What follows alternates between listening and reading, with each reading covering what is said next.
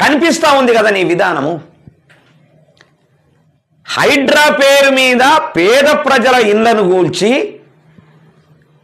హైడ్రా పేరు మీద పేద ప్రజల ఇళ్లను కూల్చి ఉన్నోళ్ళ ఇళ్లను కాపాడడం అనేటటువంటిది నువ్వు చేస్తున్నటువంటి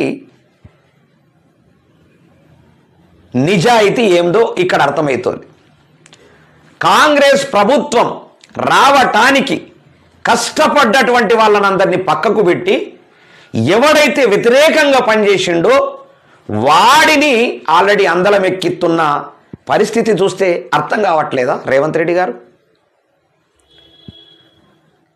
ఆయనకు బుద్ధి లేక సినిమా బైఫర్కేషన్ చెయ్యలే. మరి నువ్వేం చేస్తున్నావు? సినిమా ఇండస్ట్రీ బైఫర్కేషన్ కాకుండా కనీసం మరాఠీ సినిమాల్లాగన్నా తెలంగాణ కళాకారులు సినిమాలన్నా తీసుకొని ఒక 10 ఏళ్ళు 15 ఏళ్ళ తర్వాత ఒక మంచి 100 కోట్ల సినిమా చేసేటటువంటి అవకాశం వస్తుంది కదా. వాళ్ళు రూఢి అవుతారు కదా, వాళ్ళు ప్రాక్టీస్ అవుతారు కదా.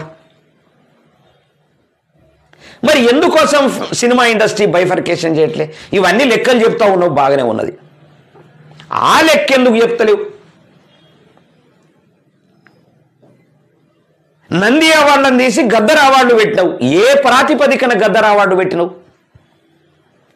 42% రిజర్వేషన్ ఇస్తానని కులాలను క్యాప్చర్ చేసుకొని మళ్ళొక్కసారి ముఖ్యమంత్రి కావాలని ప్రయత్నం చేయడం కాదా?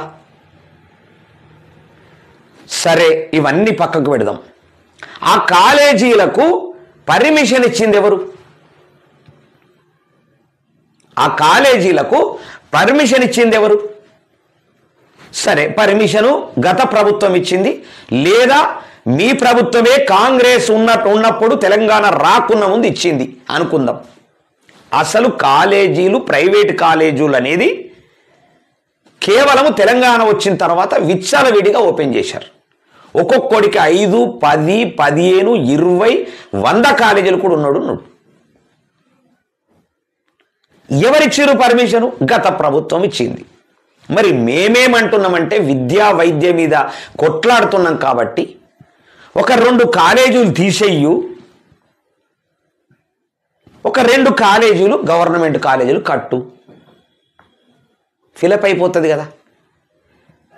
సంవత్సరానికి ఒక 4-10 కాలేజీలని తీసేసుకుంటా 4 కాలేజీలని ఫిలప్ చేసుకుంటూ వస్తే 2 ఏళ్ళు అయింది. 2 ఏళ్ల నుంచి ఒక 10 కాలేజీలు కట్టి ఒక 10 కాలేజీలను నిర్మాణం చేసి ఆ 10 కాలేజీలలో ఈ 10 కాలేజీలు తీసేసి 10 కాలేజీలు ఫిలప్ చేయి. అందులో ఉన్న విద్యార్థులు ఇందులో చేరుతారు, అయిపోయా.